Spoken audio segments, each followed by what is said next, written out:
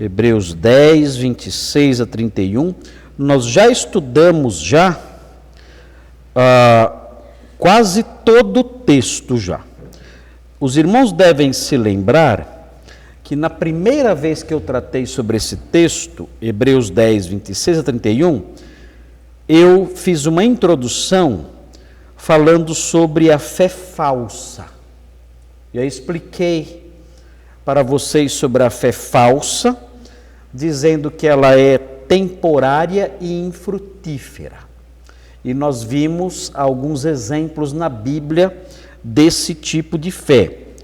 Já a fé verdadeira, ela é vitoriosa sobre o mundo. Eu expliquei para vocês e vimos aí o texto de 1 João 5, 4 e 5. Ela vence o mundo, né? Ela mostra a sua firmeza, ela é duradoura, ela persevera, haja o que houver, e nós vimos isso em Hebreus 10, 39, texto que ainda nós não estudamos especificamente, vamos chegar lá se Deus quiser. E dissemos também que a fé verdadeira, ela frutifica, ela produz transformações, né?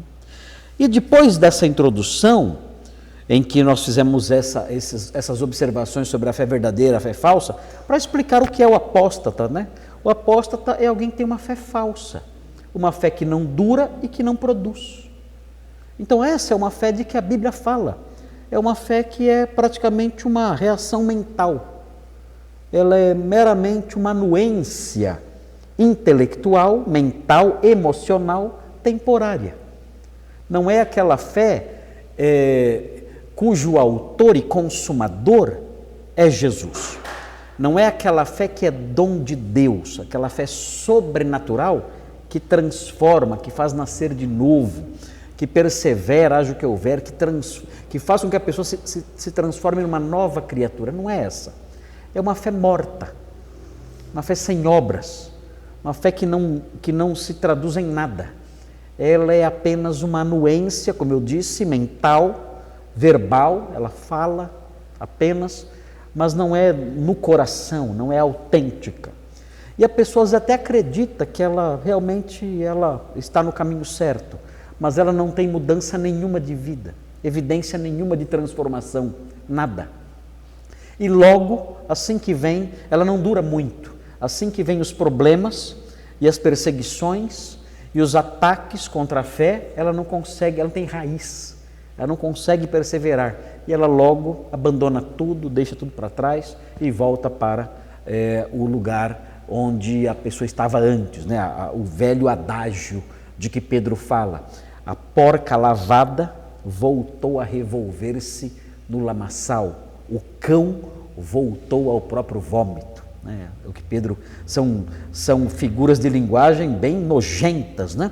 Mas é isso, é uma figura de linguagem forte, mas que traduz muito bem o que isso significa, a realidade do apóstata. Ele tem uma fé que é temporária, ela é dele, algo carnal, uma coisa que não transforma ninguém, não é algo que vem de Deus, ele não nasce do alto, porque a expressão que aparece em João 3, se alguém não nascer de novo, essa expressãozinha, nascer de novo, ela tem dois sentidos na língua grega. A palavrinha anotem, ela significa nascer de novo e nascer de cima. É até engraçado porque não tem nada a ver, né? Mas são dois sentidos de uma mesma expressão, nascer de novo e nascer de cima. Ou seja, a fonte do nascimento, do novo nascimento verdadeiro é o alto, não é o coração da pessoa. A pessoa nasce de novo porque isso se origina no alto. Deus opera esse novo nascimento. Por isso o texto fala, nascer da água e do Espírito. O que é isso? Isso é uma alusão à nova aliança, que fala que o próprio Deus iria habitar por meio do seu Espírito na pessoa e iria lavar com água e aspergir água pura na pessoa para lavar os seus pecados. Então é uma figura de linguagem própria da nova aliança, mas é tudo Deus fazendo. Deus é que faz nascer da água e do Espírito, essa alusão à nova aliança. Então, quando não é assim, quando é só uma anuência mental, intelectual, humana, e não do alto, não é algo que é de novo e do alto, então isso dura pouco. A pessoa às vezes até fica bastante na igreja, mas não produz as evidências de uma conversão mesmo, de ser uma nova criatura. É muito triste. Isso acontece muito, não é raro. Quem dera fosse raro, né? Quem dera fosse, mas não é. As pessoas que estão na igreja há muitos anos já cansaram de ver isso. Isso é muito comum. É triste, mas é muito comum isso. E depois disso nós dissemos que o apóstata é definido nesse texto aqui do 26 ao 31. Dá para defini-lo. Então, nós estudamos o seguinte, nós vimos o versículo 26, que está aí, que diz assim: porque se vivermos deliberadamente em pecado, depois de termos recebido o pleno conhecimento da verdade, e falamos bastante disso, né? O epignosis, o conhecimento completo, profundo, alto, pleno da verdade. O epignosis é um conhecimento especial, não é um conhecimento raso, é um conhecimento especial, profundo. Ele está falando aqui de gente que tinha aprendido muito. E ele fala, nós vivemos do pecado, se vivermos do pecado, depois disso, e o pecado aqui já aprendemos o que é, o pecado na mente do autor de Hebreus é o que ele disse antes, ou seja, a apostasia. Se a pessoa vive longe da fé, depois que conheceu profundamente a verdade, o texto fala, já não resta sacrifício pelos pecados. E aí nós aprendemos o seguinte: o apóstata é alguém que rejeita a única solução para o pecado. Então nós aprendemos isso quando nós vimos o versículo 26. Quem é o apóstata? Ele é alguém que rejeita a única solução para o pecado. Qual é a diferença entre ele e os demais incrédulos? Os demais incrédulos não conhecem essa única solução. Eles não sabem que ela existe. Eles mal ouviram falar disso. O apóstata aqui não. Ele conhece plenamente isso. Ele tem o pleno conhecimento. O epignosis. Ele conhece tudo sobre isso e, conhecendo, rejeita. É diferente do incrédulo comum. Você começa a falar de Jesus, ele já não quero papo, não quero conversar. Não. Vai lá na igreja, ouvir o evangelho, dá um folheto, não, obrigado, não quero. Ele nem conhece e já rejeita. É diferente essa figura. Ou o incrédulo que nunca ouviu falar. Né? Ele não se importa, não quer saber, sabe que existe um evangelho sendo pregado por aí, mas não tem interesse nenhum nisso, nunca nem se interessou. Este aqui não. Este aqui rejeita conhecendo profundamente. Não é um conhecimento raso, é um conhecimento profundo e amplo. Então esse é o apóstata. No versículo 26, ele rejeita a única solução para o pecado, com esse detalhe. Rejeita conhecendo muito bem. Então é grave. Isso é muito grave. Isso aqui acontece no meio evangélico, né? Isso aqui acontece no meio cristão. Não tem esse tipo de apóstata em outro meio. Não tem esse tipo de apóstata no budismo. Não existe isso. Não existe apóstata budista. Não tem isso aí. Isso aqui acontece com gente que está na igreja. É por isso que o autor de Hebreus escreve para uma igreja. Isso aqui acontece com quem está na igreja faz tempo. Conhece muito bem e vira as costas. Isso aí é essa realidade que está sendo tratada aqui. O apóstata é alguém profundamente envolvido com a comunidade da fé e com a mensagem anunciada nessa comunidade. Ele é alguém assim, o apóstata. Bom, número 2. Quem é o apóstata? Número 2, versículo 27. É alguém que deve nutrir a expectativa do juízo de Deus. Olha lá. Pelo contrário, certa expectação horrível de juízo e fogo vingador prestes a consumir os adversários. E nós vimos isso aí. Essa pessoa, o apóstata, não é alguém que simplesmente vai sair da igreja e vai deixar de desfrutar da comunhão com os irmãos e dos privilégios, aí, das alegrias de estar numa igreja séria. Não, ele é alguém que deve aguardar algo muito grave. Ele deve aguardar o juízo e o fogo vingador, que vai consumir os adversários. Ele é considerado por Deus um adversário. E o que Deus faz com os seus adversários?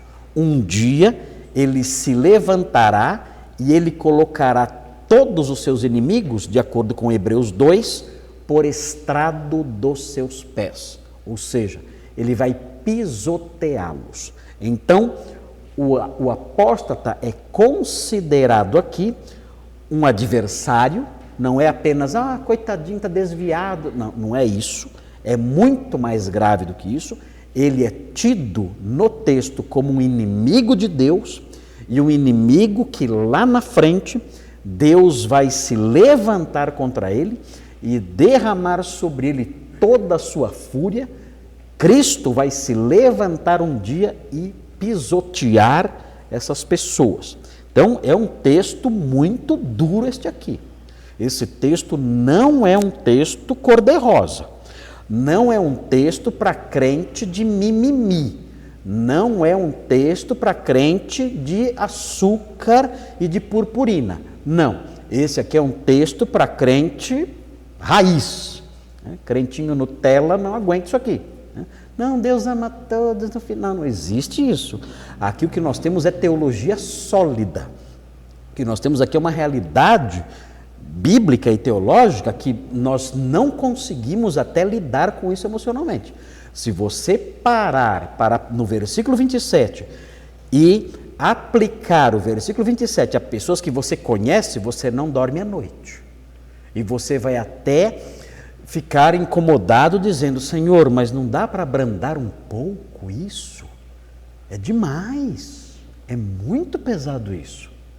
Eu, que sou um homem pecador, eu não teria coragem de fazer isso com alguém. Botar fogo numa pessoa? Castigar alguém com fogo? Eu, que sou pecador, não seria capaz de fazer isso? E o Senhor fará isso? Então, na nossa cabeça, essa ação de Deus não se harmoniza com a visão que nós temos, né, de um Deus compassivo, amoroso, perdoador. Como é que eu concilio isso? Desista. Não tem jeito. As pessoas geralmente elas enunciam alguns jargões, dizendo, olha, Deus é compassivo e perdoador, mas Ele também é justo. Então, isso é verdade, mas isso não alivia o nosso sofrimento emocional diante disso. Nós ouvimos isso, é verdade. Deus é bom, perdoador e também é justo. Então, legal, não tem nada de errado com esse jargão. É um jargão verdadeiro, mas isso não alivia o nosso coração. Quando nós aplicamos isso aqui a pessoas que nós conhecemos. Quando nós pensamos, nossa, mas esse tipo de castigo é duro demais. Senhor, não dá, né? A gente dá até vontade de orar, né? Senhor, cancela esse negócio aí. Senhor, não dá para o Senhor cancelar o versículo 27, né? Repensar um pouco isso. É uma oração boba essa. Deus não vai rever seus planos. Os planos dele são perfeitos. O que eu posso fazer é dizer, Senhor, tem misericórdia dessas pessoas que eu estou lembrando. Tem misericórdia.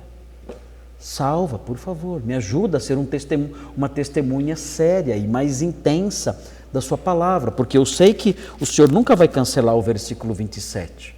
O versículo 27 é irrevogável, não tem como. Mas é duro demais, eu não consigo pensar nisso. É muito difícil. O mundo lá fora, na cabeça do mundo lá fora, Deus, se eu disser que Deus vai fazer isso, eu vou falar só se for o seu Deus. O meu Deus jamais faria isso. Meu Deus é amoroso.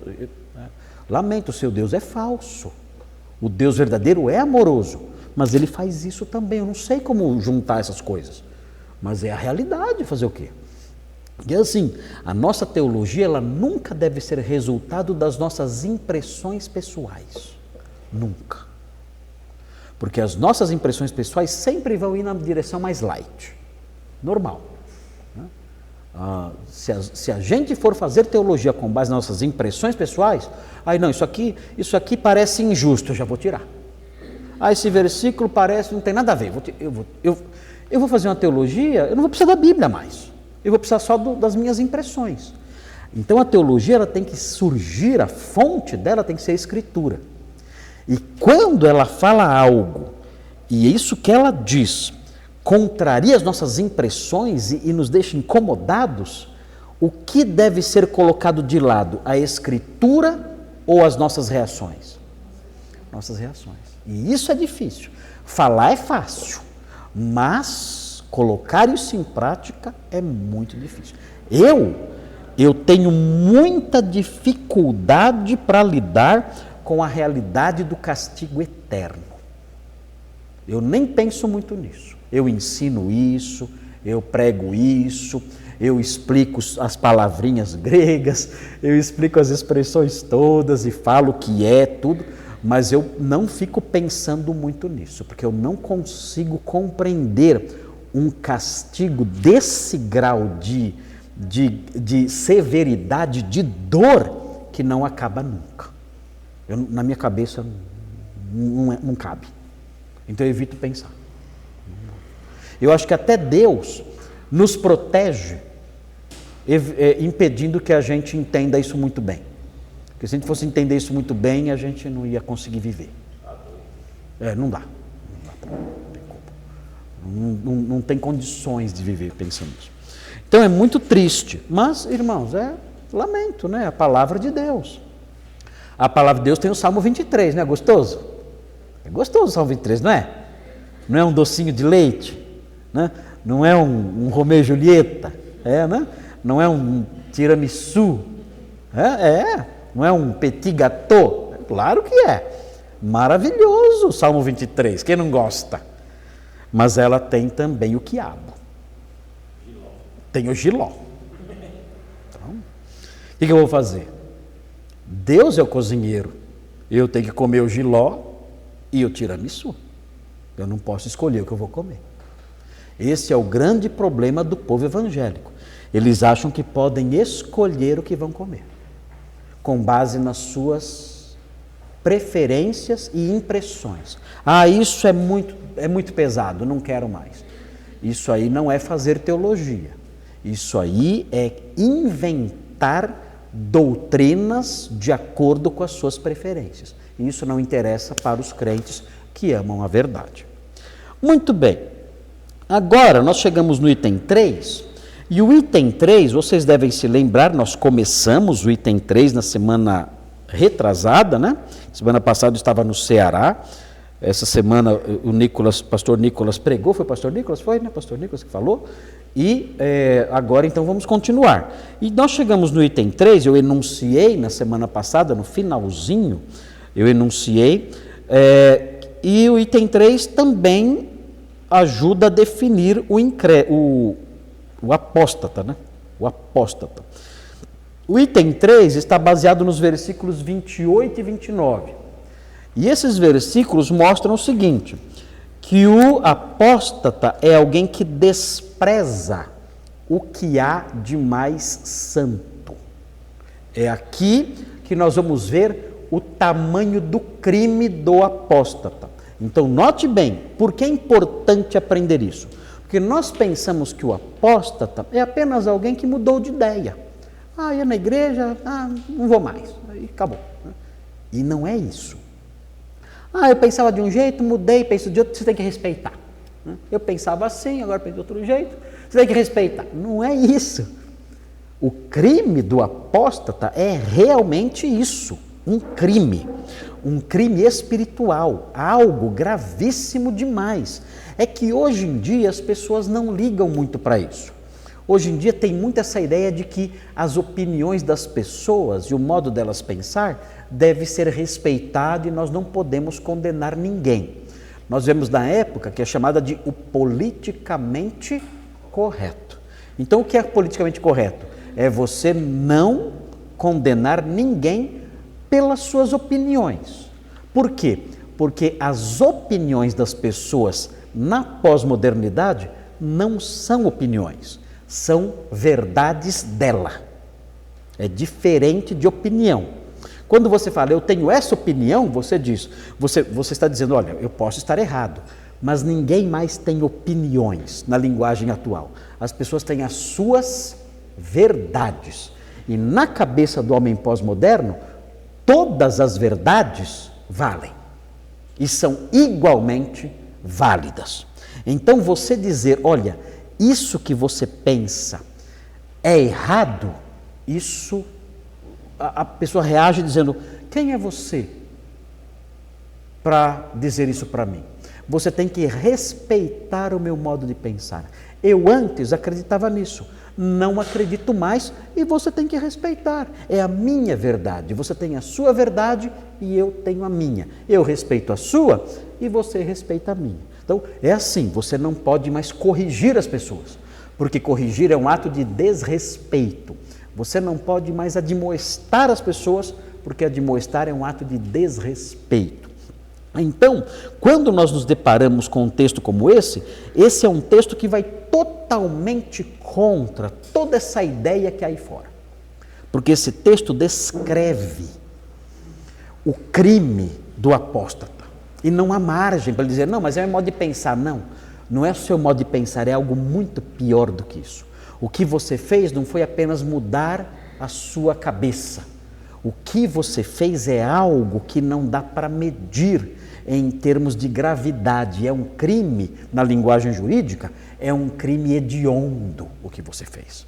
Diante de Deus, o que você fez ao virar as costas para o Evangelho e ao abandonar a comunidade da fé, você que deveria abraçar a confissão, você a afastou, virou as costas, abandonou a Cristo e a única mensagem que salva e saiu do convívio da congregação dos santos, isso é um crime muito pior do que você imagina.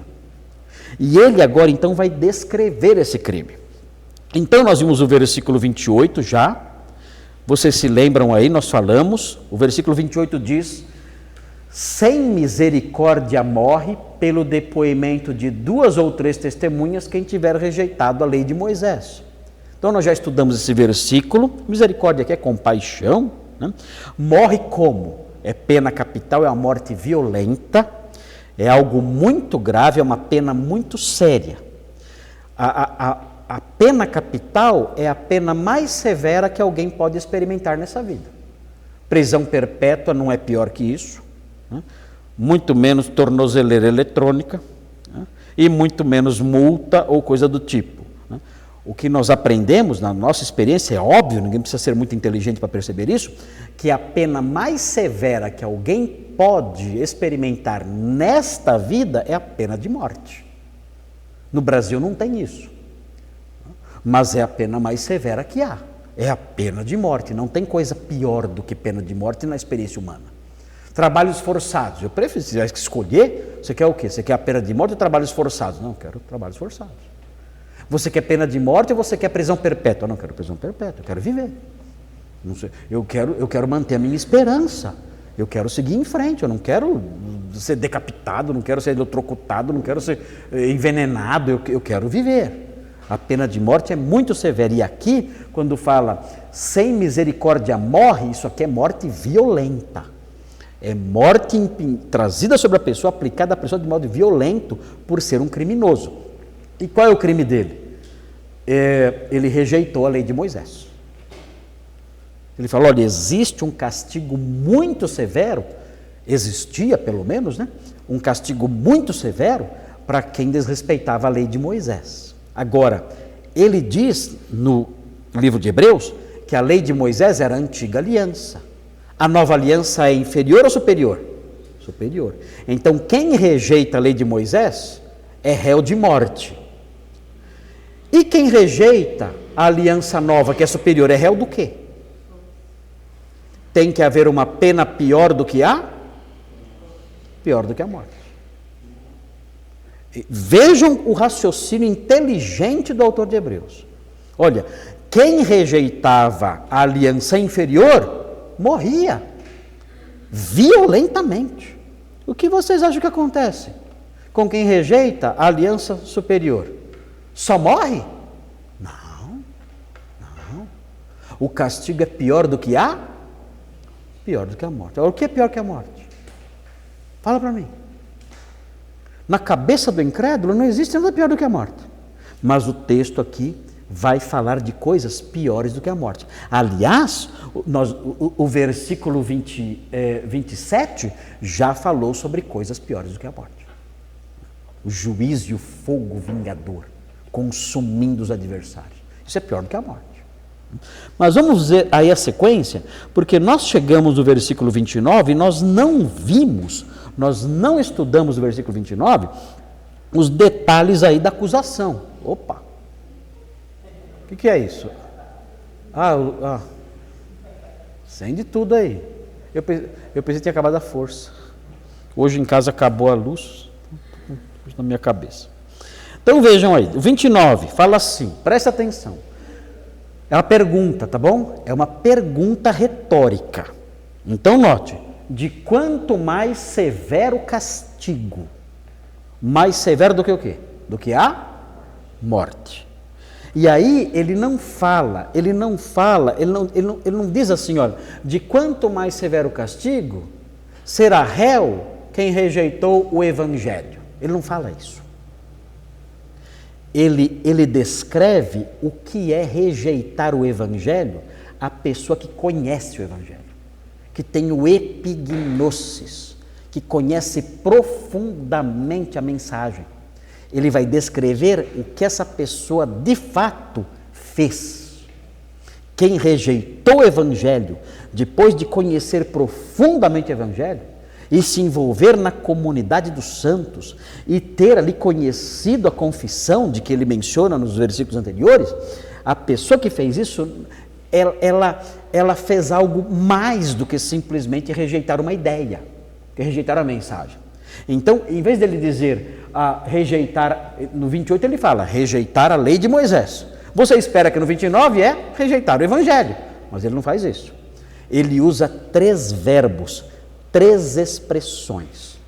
Então veja, olha, presta atenção nisso aqui, ó. Eu quero chamar a atenção de vocês para essa palavrinha aqui, ó, aquele.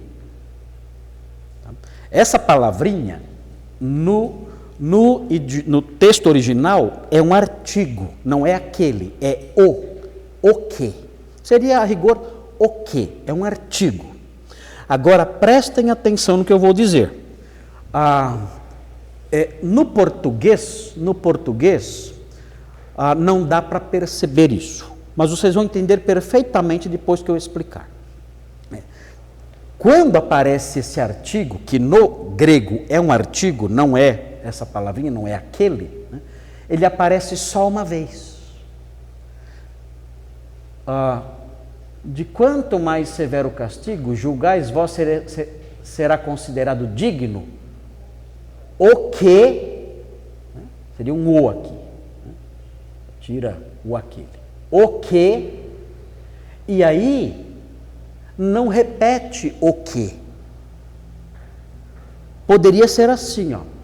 Será considerado digno o que calcou aos pés do Filho de Deus, o que profanou o sangue da aliança com o qual foi santificado e o que ultrajou o Espírito da graça.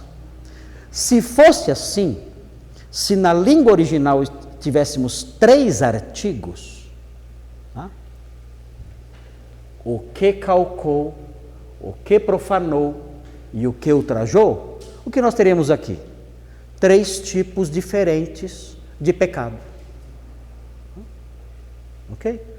Olha, aquele indivíduo, ele calcou aos pés do Filho de Deus. O outro profanou o sangue. O outro ultrajou o Espírito da graça. Então, teríamos 3 pecados distintos. E aí teríamos que explicar os 3 pecados distintos. Mas, na língua grega não temos 3 artigos, temos um só. Ok? Só esse aqui. o quê? Que está aquele, né? Mas é o quê? Só temos um artigo. Isso mostra que a mesma pessoa, ao rejeitar o evangelho, fez o quê? Cometeu os três. Então preste atenção. Quem é o apóstata? O apóstata é aquele que praticou qual dos verbos? Os três. O apóstata, ele sozinho, ele calcou, profanou e ultrajou. É um crime triplo. É grave isso? É só olhar o resto. Vamos olhar o resto. Ele calcou o quê? Ele profanou o quê? Ele ultrajou quem? Notem, ao virar as costas para o evangelho, quando ele deu esse passo, ele praticou 3 verbos. Não é brincadeira, não. Esse bicho é ruim. Mas ele estava fraco. Mas ele pensou bem, ele achou que não era para ele. Não é isso aí não. Não é isso aí não. A visão de Hebreus é pesada. A gente tenta diminuir, né? Matou a mãe, mas estava nervoso. Não tem isso aí não. Não tem isso. É uma linguagem dura.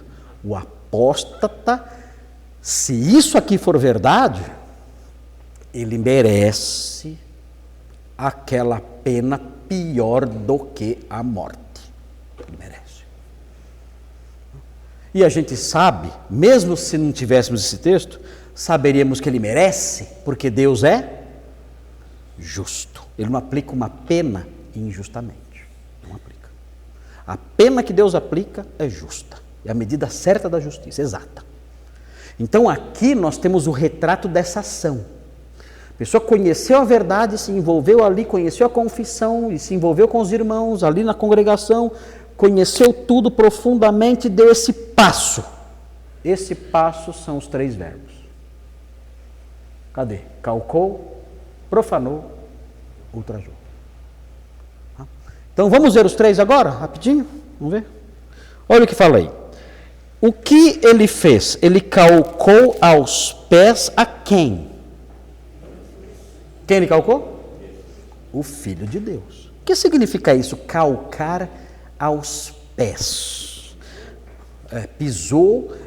Agora é claro que ele não foi lá. Onde é que está Jesus que eu quero pisar? Claro que não foi isso que ele fez. É uma figura de linguagem aqui. E o que significa isso? Calcar aos pés. Para ter uma ideia, dê uma olhadinha em Mateus 5,13. Pastor, pega aí o texto de Mateus 5,13 e o 7,6 para nós termos uma ideia do que é calcar com os pés. Calcar aos pés. Mateus 5,13 e 7,6. Veja lá. Mateus 5,13 e 7,6.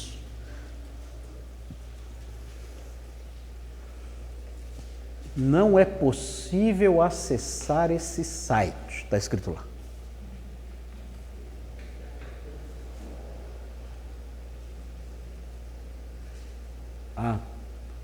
Tá aí.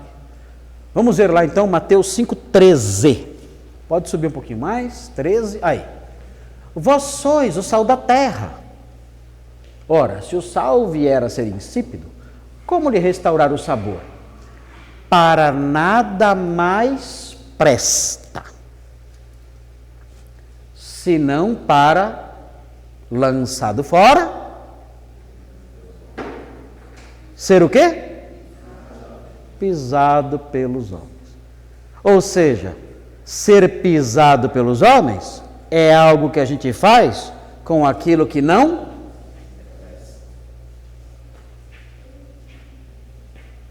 é brincadeira? O que o apóstata faz então? Ele diz, eu não vou nem, eu tenho até medo de repetir, é melhor não falar.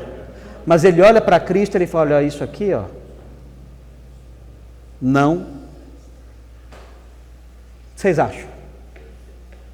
Mas ele nunca falou isso, nunca falou, mas o ato dele é isso. Dá para imaginar uma coisa dessa? Só de pensar eu já tremo, eu tenho medo de ensinar isso.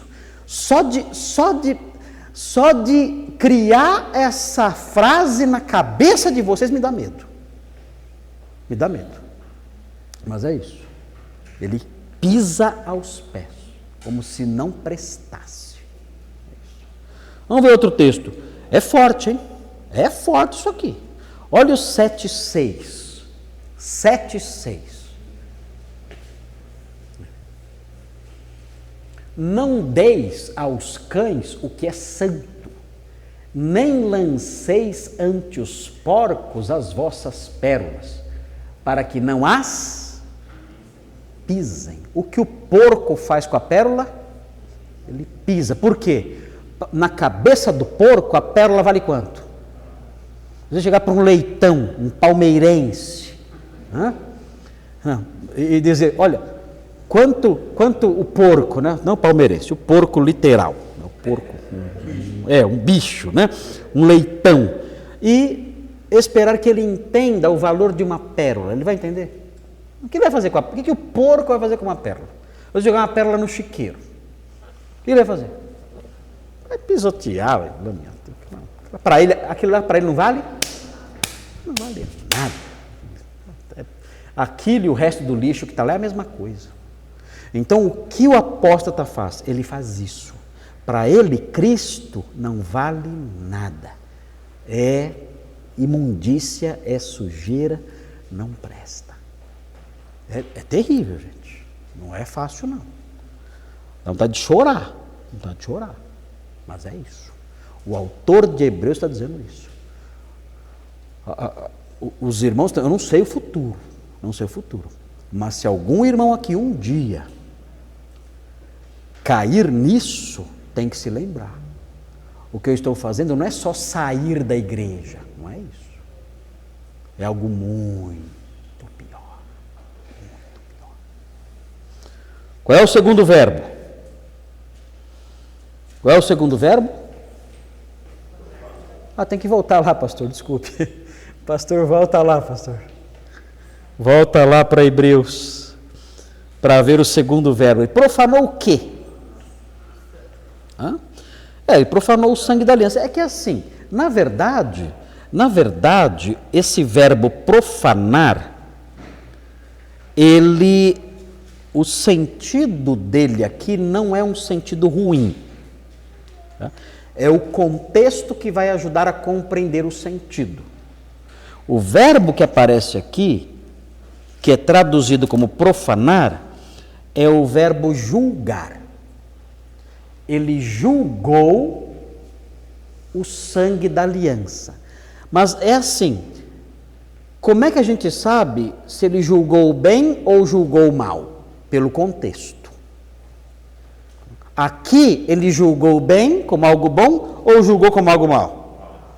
Aqui o contexto mostra que ele julgou como algo mal. Ele olhou para o sangue da aliança e ele considerou que aquilo é algo ruim. Okay? Algo falso.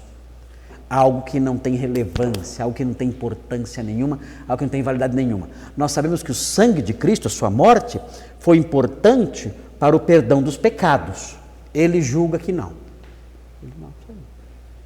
Mas Cristo morreu, não, mas isso aí. Se ele morreu, tanta gente morre.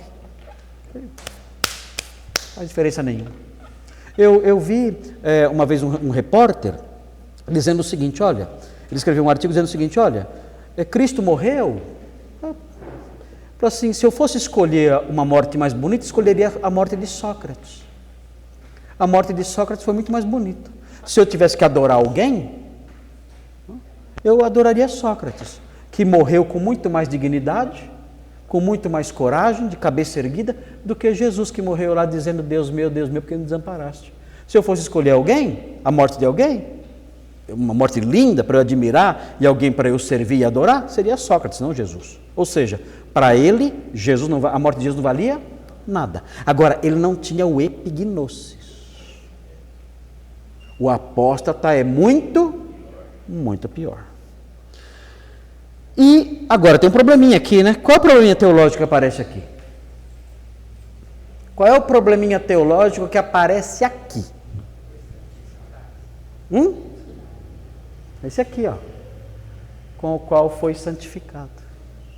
Você vai, mas ele era crente. O crente não é santificado? Ele foi santificado, ele era crente. Assim, vai depender aqui, a conexão dessa frase vai depender da posição teológica da pessoa, né?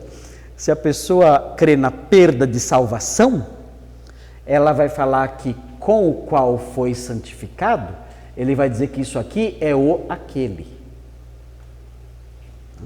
Aquele que calcou os pés, aquele que profanou o sangue com o qual aquele homem, essa pessoa, foi santificado. E é possível isso, gramaticalmente é possível. Mas existe uma outra possibilidade gramatical perfeitamente possível. Qual é a outra possibilidade? É entender que a aliança foi santificada com o sangue. Ok? Aí ficaria assim, né? Ficaria assim. E profanou o sangue do pacto, com o qual o pacto foi santificado. Que em Hebreus, aliás, é uma ideia muito melhor. Entenderam isso? Isso é perfeitamente, não tem problema nenhum traduzir assim, porque a gramática grega, as palavras, o modo como elas estão dispostas no texto, permitem isso tranquilamente. Eu prefiro essa tradução. Ele profanou o sangue com o qual o pacto foi santificado. E Jesus fez isso mesmo. Este é o sangue da nova aliança. Esta é a nova aliança no meu sangue, que se tornou viável, que foi inaugurada por meio do meu sangue. É o sangue que santificava as alianças. Então isso tem muito mais a ver com a mentalidade de Hebreus do que falar que a pessoa foi santificada e depois perdeu a salvação. Na mentalidade de Hebreus, o sangue é o que santifica a aliança. E é perfeitamente possível aqui, sem problema nenhum. É até preferível, considerando não só a gramática, mas o ambiente teológico presente na carta aos Hebreus. Sem problema nenhum. E o que mais ele fez? Além de considerar nada o sangue, que a aliança que foi usado, o sangue de Cristo, que santificou a aliança, o que mais ele fez?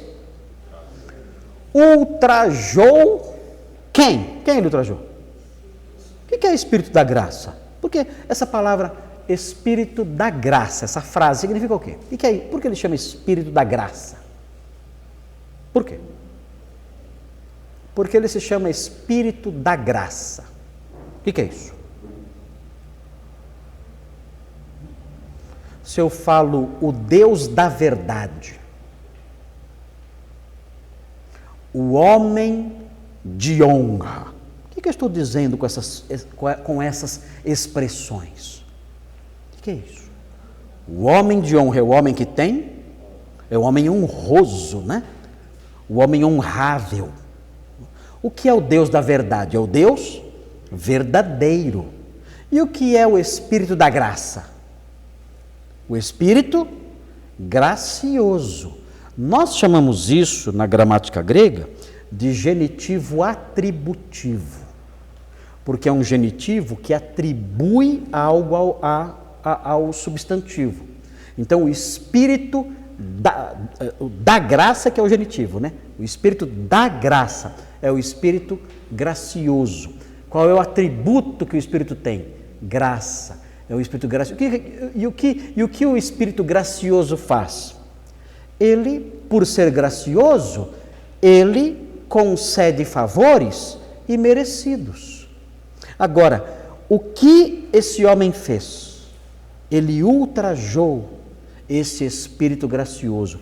Alguém que lhe fez um favor. Ele ultraja essa pessoa. Na Bíblia, veja na Bíblia, o que é ultrajar, tem aí ultrajar, isso aparece em Atos 14, 14, 5, a ideia de ultrajar aparece junto com uma outra ideia. Ultrajar. Ultrajar é insultar. Isso é ultrajar. Ultrajar, note bem. Ultrajar, presta atenção nessa definição simples.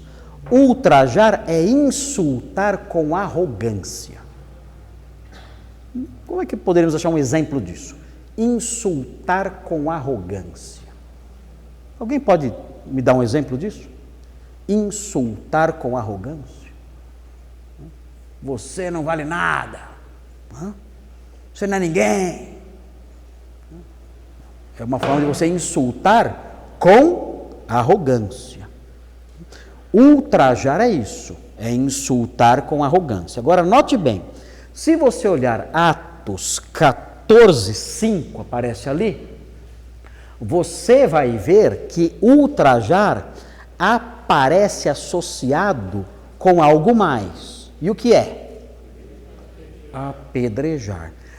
Na Bíblia, ultrajar aparece associado com atos de violência.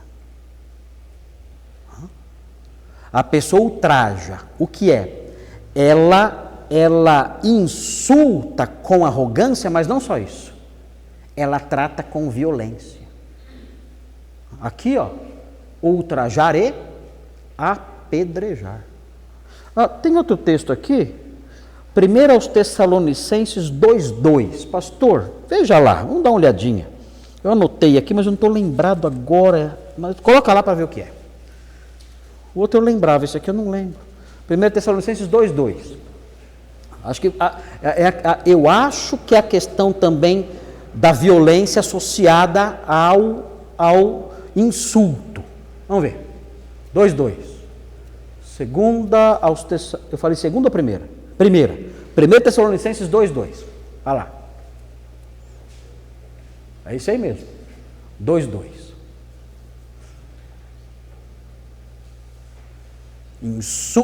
Insulto e violência.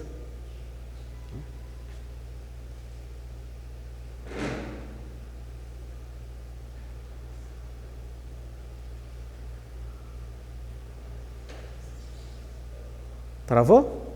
Ele está girando? Aí, 2:2. Olha aqui, ó. É isso mesmo, olha aqui, ó. Mas apesar de a violência, maltratados e ultrajados. Então, o que essa pessoa fez quando ele ultrajou o Espírito da Graça? A ideia é de um desprezo arrogante. Ele insultou com arrogância e foi até violento. Esse seu ato é considerado até uma violência, algo próprio de um inimigo, de um perseguidor. O apóstata é visto desse jeito. Ele é alguém assim. Ele insultou o Espírito Santo, e isso tudo com uma postura de violência e de arrogância. Ele fez isso. Foi embora. Então, você olhando para o texto, você tem uma descrição do crime dessa pessoa. É um crime grave? É um crime gravíssimo. Porque abrange esses 3 verbos aí que nós acabamos de ver. Ele calcou, profanou e ultrajou. Bom, o que vai acontecer com ele? 9h04. Nós não temos como ver o resto do texto e acabar hoje. Mas dá para ter uma ideia. Porque olha aqui, ó. Olha como começa o 30. Ora. O que significa isso? Está dizendo, é óbvio, né? É evidente diante disso tudo. Claro, não tem que ser um gênio. Não tem que ser um gênio. Nós conhecemos aquele que disse: A mim pertence a vingança. Eu retribuirei. Você calcou aos pés? Ok. Você, o que mais você fez? Você profanou. Ok. E você ultrajou. Ok.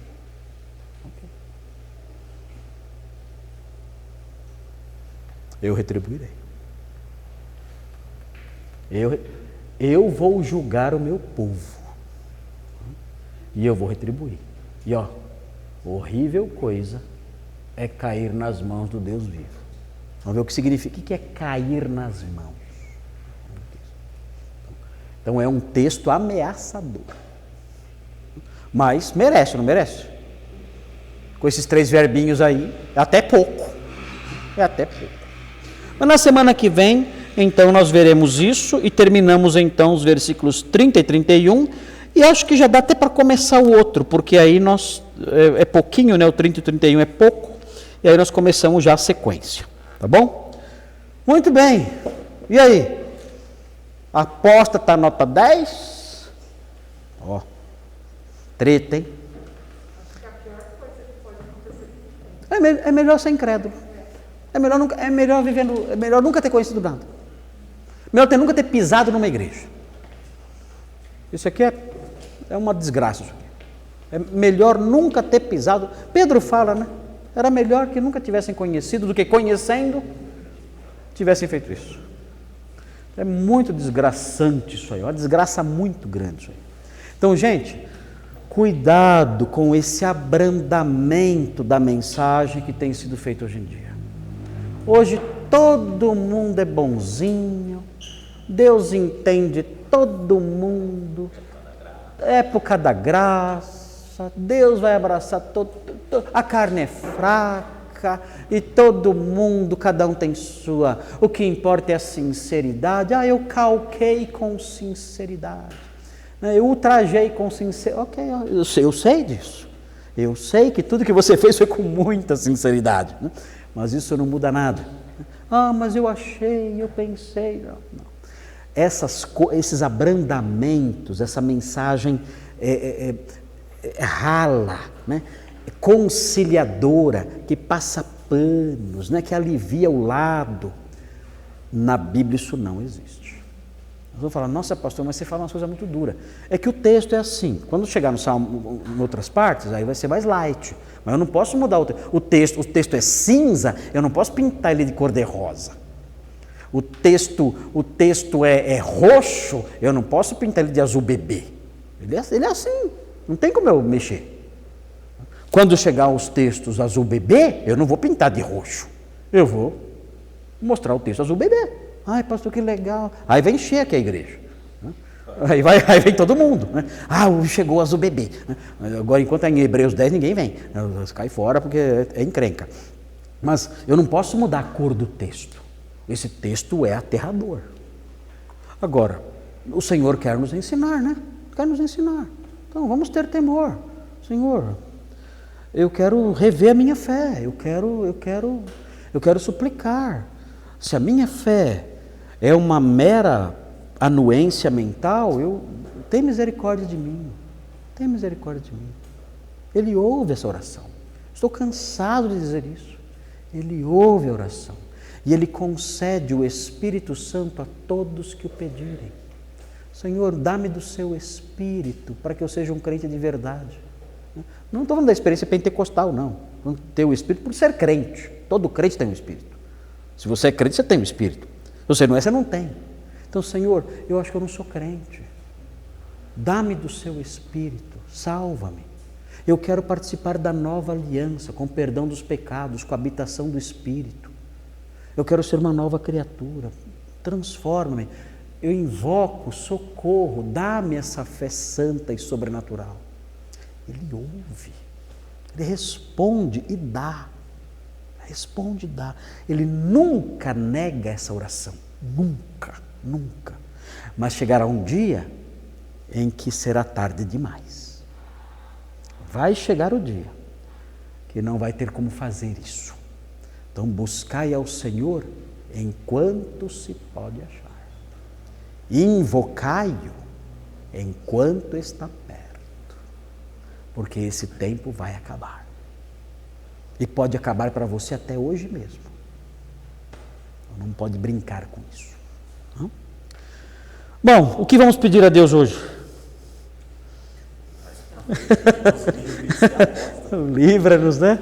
Livra-nos, ajuda-nos, abençoa-nos. E agradecer, né, pela fé verdadeira, né? Agradecer por isso. E ele fala no 39, né? Nós não somos os que retrocedem. Nós somos dos que creem para a salvação da alma. Os que perseveram para a salvação da alma. Então, louvar a Deus por isso também. Aqueles falam, eu sou crente. Minha vida mudou, fui transformado. Oh, amém. Então, louvar a Deus pela fé verdadeira dos irmãos também. Né? Então, vamos. Senhor, muito obrigado por esse texto tão terrível que nos deixa assustados até, mas muito obrigado porque a sua palavra tem esses alertas. Senhor, não permita que sejam apenas palavras que caiam no esquecimento. Faça com que penetrem no nosso coração e na nossa alma, para que nós sejamos acometidos de zelo, de seriedade, que exortemos uns aos outros, que oremos uns pelos outros. E se houver alguém aqui com uma fé temporária, falsa, uma fé meramente de origem meramente humana, mental, que o Senhor ajude para que essa pessoa invoque o seu nome e receba a salvação que só o Senhor pode dar. Abençoa, Senhor, a nossa igreja. Livra-nos, ó Deus, de termos apóstatas. Livra-nos disso, para que não haja tristeza entre nós, angústia e dor entre nós. Livra-nos disso e faça com que cada crente aqui tenha uma fé sólida, inabalável, firme, nutrida pelo Senhor, que é o autor da fé e o seu consumador, aquele que a completa e a faz perdurar até o fim. Dá-nos forças para isso, ajuda-nos, abençoa esta igreja e guarda-nos agora que vamos para casa. Livra-nos do mal e faça com que em breve estejamos juntos novamente. Em nome de Jesus pedimos. Amém.